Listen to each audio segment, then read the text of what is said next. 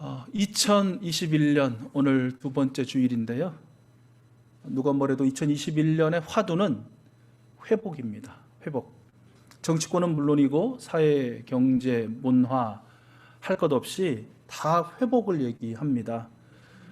물론 여전히 한 치 앞도 가늠할 수 없는 고통과 고난의 날들의 연속이지만 그럼에도 불구하고 다시 회복할 일상에 대한 그 그리움 그리고 그 갈망, 그 소망이 우리 가운데 차오르고 있다라는 것이죠. 우리 한국교회의 주제도 회복입니다. 우리 총회 올해 주제가 주여 이제 회복하게 하소서입니다. 그런데 여기서 우리가 한 가지 생각해 볼 것은 회복을 우리가 원하는데 소망하는데 그러면 어느 시점에 회복을 원하는가입니다. 여러분은 어떠십니까? 여러분은 어느 시점에 회복을 원하십니까? 코로나 창궐 직전에 2019년 12월 초로의 회복이면 여러분 괜찮으시겠습니까? 그럼 여러분의 회복에 대한 소망이 이루어지는 것일까요? 혹시 이런 분은 안 계시는지 모르겠습니다. 이왕 회복되는 거라면 2019년 12월 초에 코로나 창궐 전에로의 회복 말고 그 시점을 10대 후반이나 20대 초반의 시점으로 회복하면 좋겠다.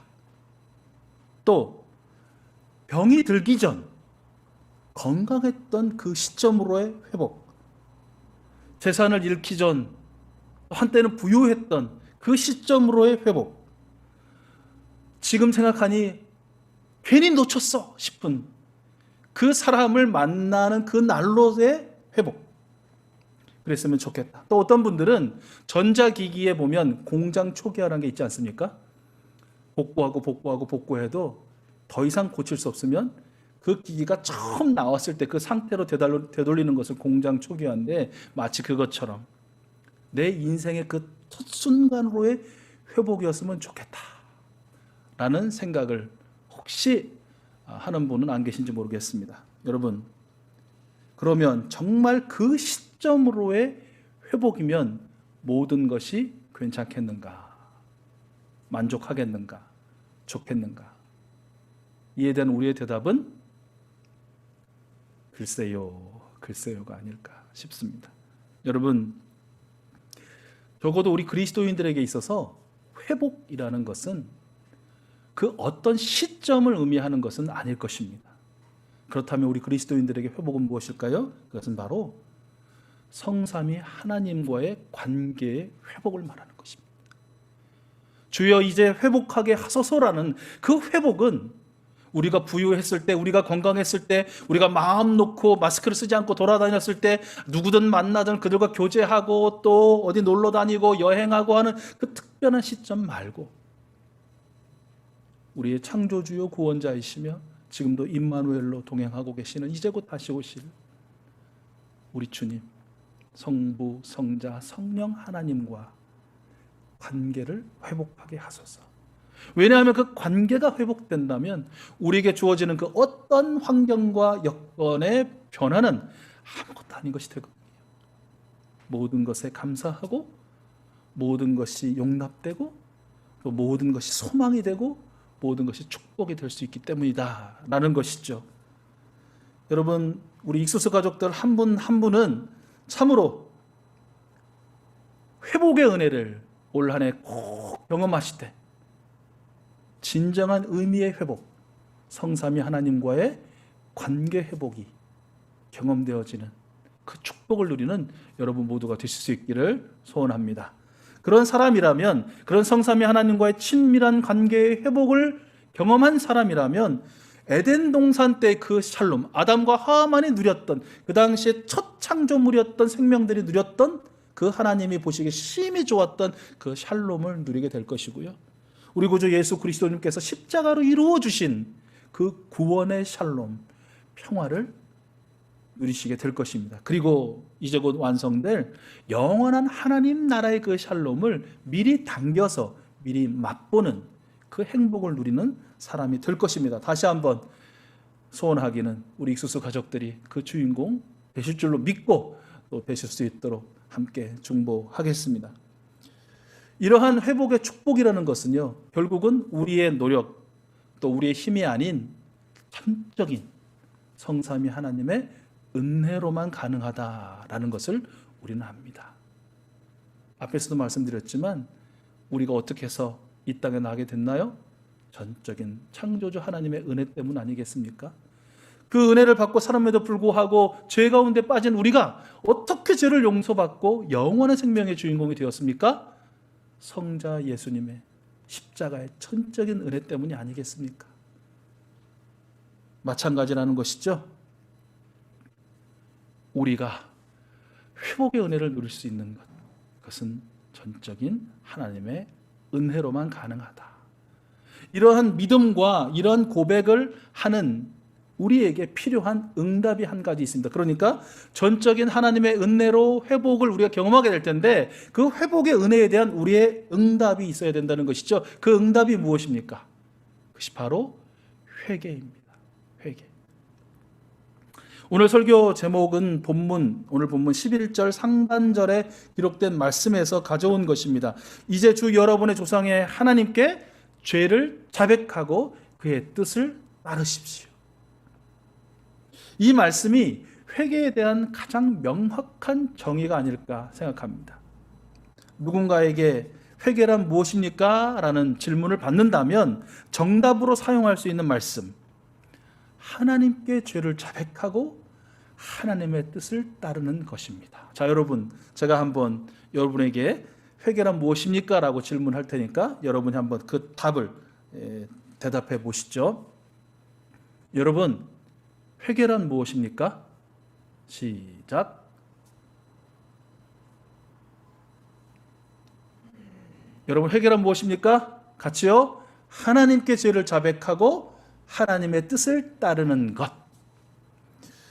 우리 익수수 가족들에게 회개란 무엇입니까? 라는 이 질문에 대한 이 답, 하나님께 죄를 자백하고 하나님의 뜻을 따르는 것입니다 라는 것이 외워야 하는, 기억해내야만 하는 어떤 문장이 아니고 진정한 회개의 경험에서 우러나오는 감사와 소망의 고백이 될 수 있기를 또한 간절히 바랍니다. 여러분, 그런 의미에서 다시 한번 뭐 좀 물어보잖아요. 주변에 있는 사람들이, 야, 너네 교회 다니는 사람들은 또 예수님을 믿는다고 하는 사람들은 회개라는 말 자주 사용하더라.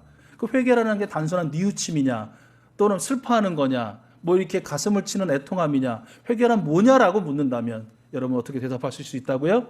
말씀에 의지하시고 또 여러분의 진정한 경험에 의해서 회개란 무엇입니까?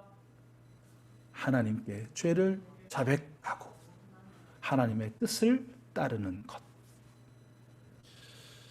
이 회개를 4단계로 한번 나눠본다면 1단계는 죄에 대한 슬픔, 또 죄에 대한 아픔을 경험하는 것입니다. 어떻게 보면 이게 감정의 회개라고 할 수 있겠죠. 2번째 단계는 죄를 인정하고 동의하는 것입니다. 그러니까 이것은 그 인식의 회개, 인지의 회개라고 할 수 있을 것 같습니다. 3단계는 그 죄를 떠나서 하나님의 말씀대로 살겠다는 삶의 결단입니다. 그러니까 이것은 의지적인 결단이죠. 그리고 마지막 4단계는 하나님 말씀대로의 결단을 실행하여 회개의 열매를 맺는 것이다 라고 그렇게 할 수 있을 것입니다.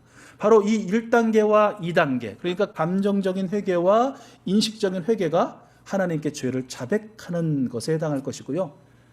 이제는 돌이켜 하나님의 말씀대로 살겠습니다라는 의지적으로 결단하고 그리고 결단대로 살아 회개의 열매를 맺는 것이 하나님의 뜻을 따라 행하는 것, 사는 것이 될 것입니다. 오늘은 먼저 이 하나님께 죄를 자백하는 일, 그러니까 감정적인 회개와 인식의 그런 회개에 대해서 먼저 살펴보고요. 다음 주일에 결단하고 결단대로 삶을 통해 회개를 열매 맺는 그 일에 대해서 함께 나눠보고자 합니다. 자, 오늘 1절 말씀 우리가 함께 읽었는데요. 오늘 1절 말씀에 보면 회개하는 공동체에서 발견할 수 있는 감정의 회개 모습을 발견할 수 있더라라는 것입니다. 에스라가 하나님의 성전 앞에 엎드려 울면서 기도하며 죄를 자백하자 그를 따라 그곳에 모였던 모든 이스라엘 사람도 남녀노소 할 것 없이 모두가 큰 소리로 슬피 울었다라는 것이 오늘 1절의 내용입니다. 여러분, 여기서 엎드렸다라는 것은요, 단순히 이렇게 우리가 일반적으로 생각하는 엎드리는 것이 아니라는 것이에요. 완전히 쓰러지듯이 자신의 몸을 이 땅바닥에 내던져서 납작 엎드린 모습이 바로 엎드렸다는 것이죠. 감히 조금의 그 눈도 이 얼굴도 들 수 없을 만큼의 그 처절한 부끄러움과 아픔과 슬픔 때문에 땅바닥이 된 양 그 앞에 엎드리는 것이 바로 엎드려라는 것이라는 것이죠. 그리고 운다는 것은 그냥 눈물을 그저 뚝뚝 그냥 흘리는 정도가 아니라 애곡한다는 그런 의미라는 것이죠. 그냥 단순히 슬퍼서 우는 것이 아니라는 것입니다. 이와 같은 모습일 수는 없지만 제가 경험한 걸 한번 떠올려 보니까 제가 신대원 시절에 잠실 주경기장에 대각성 무슨 부흥회라는 것에 참석했던 것이 떠올랐습니다. 한 10여만 명이 그곳을 꽉 채웠는데요.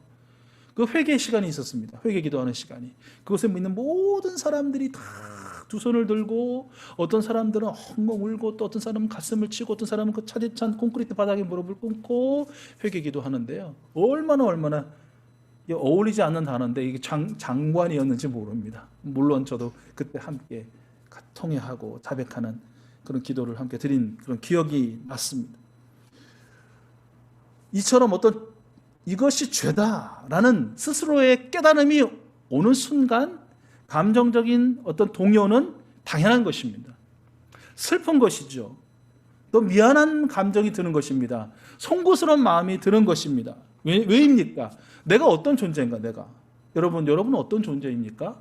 누가 뭐라 해도 여러분이 정말 이 세상에서 먼지로 존재하다가 어떻게 이유 모르게 그것이 막 합쳐져 가지고 뭐 단세표가 되고 다세표가 되고 해서 만들어져서 그냥 누구도 모르게 이 땅에 탁 던져진 존재가 아니지 않습니까? 여러분은 어떤 존재입니까? 우리는 어떤 존재입니까? 우리는 형용할 수 없는, 말로 설명할 수 없는, 우리가 그려낼 수 없는, 상상조차 불가한 성삼위 하나님의 형상 따라 지음받은, 그분의 모습 따라 지음받은 아름답고 존귀한 존재가 아닙니까? 이 세상 그 어디에도 둘도 없는 그런 존재처럼 그 하나님께 사랑을 받는 그런 존귀한 존재가 아닙니까? 그런데 그 아름답고 존귀한 존재가 제 스스로 오물을 뒤집어 쓰고 상처를 내고 망가뜨린 것에 대한 슬픔인 것이죠. 아픔인 것이죠. 안타까움인 것입니다. 창조주 구원자이신 성삼위 하나님께 무한하게 느끼는 그 송구함, 그 죄송스러움, 그리고 나의 죄로 인해서 아무 이유 없이 고통을 받는 그 생명들에 대한 미안함, 그것에 눈물이 흐르고 가슴이 찢어질 듯한 그런 고통을 느끼는 것이죠. 언제요? 죄를 자각할 때, 죄를 느낄 때, 그런 감정적인 회개에 다다른다라는 것입니다. 자신의 죄든 공동체의 죄든 죄를 자백하는데도 슬프지 않다, 아프지 않다, 송구함과 미안함이 없다, 그런 감정이 들지 않는다. 그것은 죄를 자백하는 것이 아니라는 것이죠. 자백하는 신용만 하는 꼴이 될 것입니다. 왜 그렇습니까? 난 죄가 없는데? 아니 무슨 죄 그러는데 내가 죄라고 특별히 기억할 만한 것이 없는데 내가 왜 자백해야 하나? 자백하는 시간이라고 하니, 성령님의 조명 앞에서 참회 기도를 하라고 하니 그냥 고개만 숙이고 딴 생각하는 것이죠. 슬픈 이유가 없는 것입니다. 그냥 무덤덤한 것이죠. 메마른 것이죠. 바짝바짝 메마른 그 갈라진 땅처럼 어쩌면 우리의 감정도 우리의 영혼도 그렇게 갈라져 있게 되는 것이죠. 그래서 어쩌면 우리 그리스도인들이 있어서 많은 은혜 중에 가장 큰 은혜를 꼽으라면 그것은 죄가 죄인 줄 깨닫는 그런 은혜라는 것입니다. 이것이 죄다라고 깨달아야 즉시로 주님께 자백할 수 있고 자백해야 주님의 용서를 받을 수 있는 것입니다. 많은 경우에 죄가 죄인 줄 모르거나 명백한 죄를 죄라고 인정하지 않지요. 앞에서도 말씀드린 것처럼 그러니 죄가 아니니 용서받을 이유도 없고 자백할 이유도 없고 슬퍼할 이유도 없는 것입니다. 그리고 태연하게 그 죄를 반복하게 되는 것이죠. 여러분, 그 결말이 얼마나 불행한 것이고 처참한 것인지 우리는 알지 않습니까? 로마서 6장 23절의 말씀에서 보듯이 슬퍼하지 않고 반복되어지는 그 죄의 싹, 그 값어치, 그 결말은 사망이 아닙니까? 영원한 사망이 아닙니까?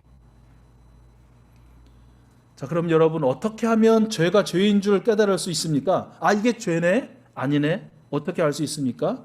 그것을 우리가 살펴보기 전에 먼저 죄가 무엇인지를 우리가 알아야 되겠죠. 여러분, 죄가 무엇입니까? 여러분, 죄가 무엇입니까? 여러분 아마 익히 잘 들어서 알고 계시는 것처럼 그 원어적 의미는 관역을 벗어나는 거 아닙니까? 그죠? 목표를 이탈하는 것이 죄입니다. 그렇다면 그 관역, 목표는 무엇입니까? 하나님의 말씀인 것이죠. 죄가 무엇이냐라면 결론적으로 하나님의 말씀에서 벗어나는 것, 하나님의 율례와 율법에서 벗어나는 것, 이탈하는 것, 불순종하는 것, 지키지 않는 것, 이것이 바로 성경에서 말하는 하나님이 말씀하시는 죄인 것입니다. 하나님께서 하라 명령하는 것을 따르지 않는 것이 죄이고요, 하나님께서 하지 말라라는 명령을 거스르는 것이 바로 죄라는 것입니다. 그러니까 어떻게 보면 우리가 죄가 죄인 줄 아는 은혜를 받으려면 그 죄가 죄라는 것을 알게 하시는, 보여주시는, 깨닫게 해주시는 하나님의 말씀을 가까이 해야 한다는 그런 교훈을 또 우리는 얻습니다. 우리 지난 주간에 우리 인생의 등불이요 우리 삶의 빛이 되시는 하나님의 말씀을 우리 늘 가까이 합시다. 소홀히 하지 말고 핑계하지 말고 하루에 조금씩이라도 아침 저녁으로 주어지는 그 말씀이라도 우리 먹고 마시고 묵상하고 그 말씀과 동행하는 삶을 삽시다. 여러분 한 주간 그 말씀과 동행하며 함께하며 얼마나 큰 축복을 누리셨습니까? 그 축복 중에 하나가 바로 그 말씀에 비추어진 나의 삶의 모습을 보면서 아, 이것이 죄이구나, 이 하나님께서 죄라고 말씀하시는구나 라는 그런 깨닫는 은혜도 또한 아마 여러분께 있었을 것입니다. 여러분, 하나님의 말씀에 비추어 보아 이것은 죄야 라고 명백하게 말씀해 주시고 지적해 주시는 그 죄에 대해서 나의 죄든 우리 교회의 죄든 우리 공동체의 죄든 슬퍼하고 아파하는 것, 그것이 바로 회개입니다.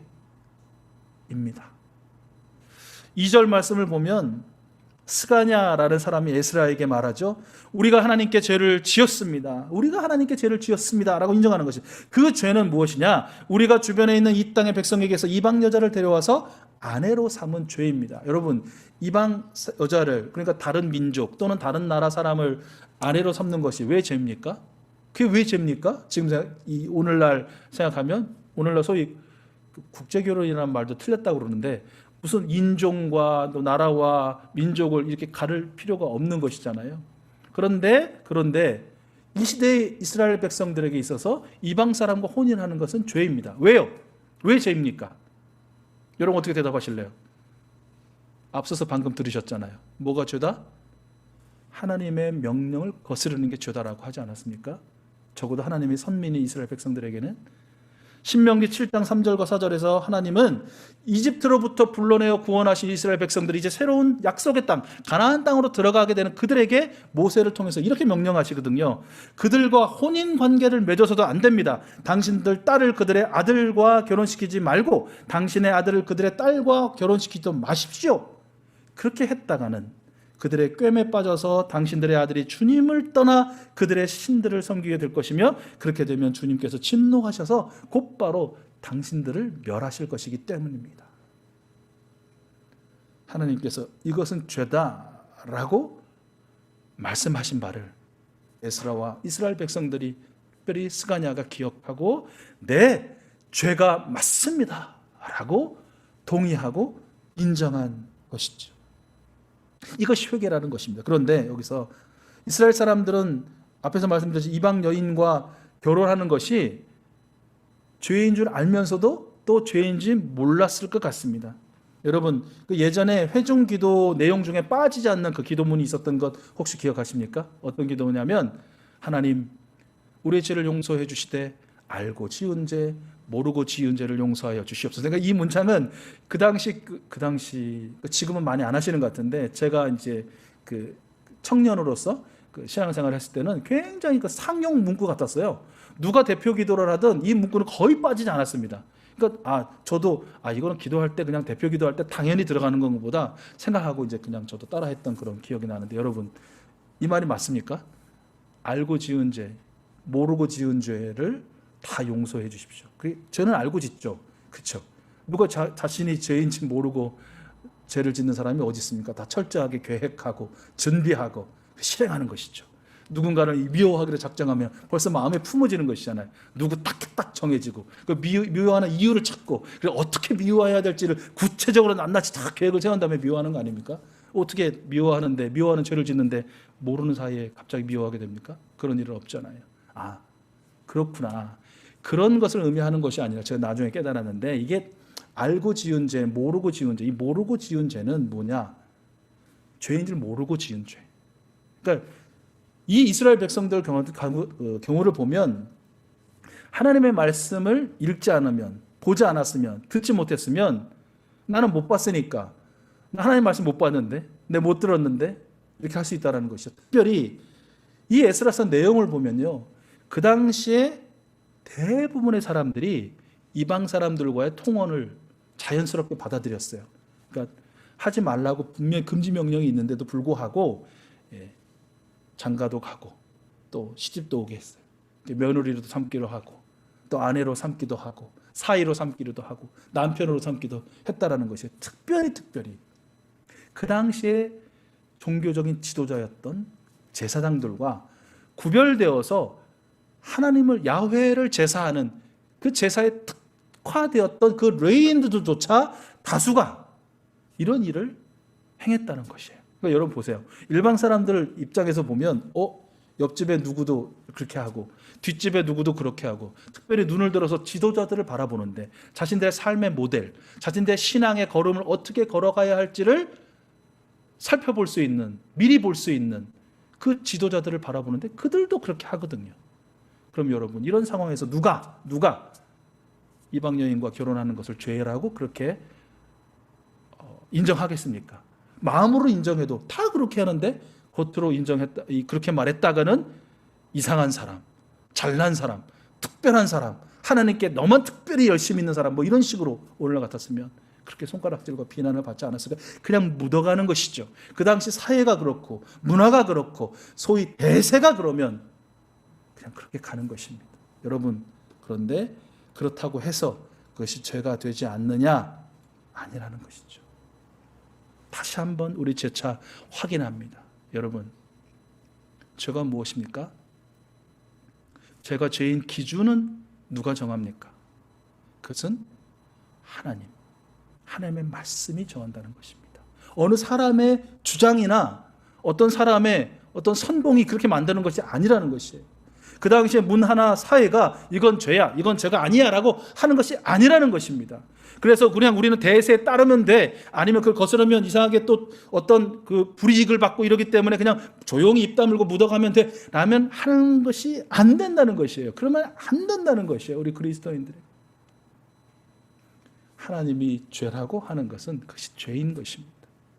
죄가 맞다라고 우리는 동의하고 인정해야 하는 것이죠. 그것이 참된 회개입니다. 참된 회개입니다. 이 마지막으로 잠깐 이 3절 상반절 말씀 보면 앞에서도 말씀드렸지만 이 지도자의 중요성에 대해서도 우리가 이 말씀을 통해서 깨달을 수 있습니다. 그 백성들보다 더 앞장서서 하나님의 말씀을 거스리고 이방 사람들과 혼인을 서슴지 않았던 그 지도자들. 여러분, 그러나 그런 다수의 지도자가 있었던 반면에 오늘 에스라와 하나님의 말씀을 무겁게 받들고 그 말씀 따라 살았던 소수지만 지도자들이 있었다는 것. 오늘날 현실에서도 제 자신의 안락에 또 제 자신의 편의를 위해서라면 하나님의 명령도 제 자신의 명령으로 둔갑시켜버리는 지도자들이 많지 않습니까?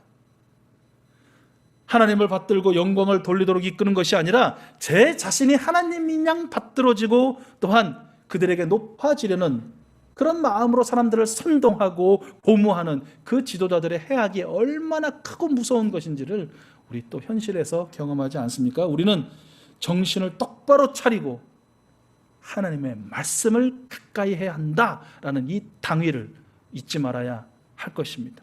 정치, 경제, 문화, 사회, 종교 분야에 어떤 지도자들을 세우고 어떤 지도자들을 따라야 하는지에 대한 확실한 가이드를 우리 하나님의 말씀에서 찾아야 하기 때문이다라는 것이죠. 하나님의 말씀에 의지하여 우리에게는 없는 영적 분별력을 주시옵소서. 우리 늘 기도하는 저희들이 되었으면 좋겠습니다. 하나님 편에서 볼 때 진짜와 가짜를 분별하고 선택하여 취하고 그들과 함께, 진짜와 함께 죄를 슬퍼하고 아파하고 자백하는 우리에게 희망이 있는 것입니다. 우리에게 회복의 은혜가 있는 것입니다. 그 주인공이 다른 누가 아닌 우리 익수수 가족들, 우리 예배자들 한 분 한 분 되실 수 있기를 축복합니다. 여러분, 오늘 말씀 정리하면서 이 한 주간 우리 삶에 적용할 과제를 여러분 부탁드립니다. 여러분, 이번 한 주간 지내시는 동안 나의 죄, 우리의 죄는 무엇인지 하나님의 말씀에 비추어 보아 여러분 발견해 보십시오. 아마 비추자마자 막 쏟아져서 이거 어떻게 감당하지라는 그런 어려움이 있을 만큼 우리의 많은 죄가 드러날 것입니다. 하나님께서 밝히 드러내시는 그 죄에 대해서 하나님에 대한 송구스러움의 부끄러움, 아픔, 또 그 죄로 인해서 고통받았을 그 사람들의 그 생명들에 대한 하나님 만드신 이 피조물들에 대한 미안함, 그리고 그 아픔, 그 슬픔도 무엇보다 하나님의 형상 따라 지음받은 존재로서 내가 누군데 이렇게 깨뜨리고 상처내고 지저분하게 산 것에 대한 그 안타까운 그 고통을 경험하는 그 감정의 회개. 다른 사람은 사단은 그거 죄 아니야, 다 아는데 뭐 이렇게 이야기해도 하나님께서 죄라고 지적하신 것에는 예, 하나님 죄가 맞습니다. 그렇게 인식의 회개의 시간도 여러분 가져보실 수 있기를 부탁을 드립니다. 이러한 시간을 갖는 여러분들에게 우리 하나님 오셔서 그래도 다독이시고 눈물 닦으시고 그 아픈 마음 보듬어 주시는 그런 은혜를 여러분 경험하게 되실 줄로 믿습니다. 그리고 그 경험 뒤에 우리 다음 주에 다시 만나서 이것이 단순히 감정과 인정의 회개로만 끝나서는 되겠는가, 그 뒷이야기를 말씀을 통해서 함께 나눠보도록 하겠습니다.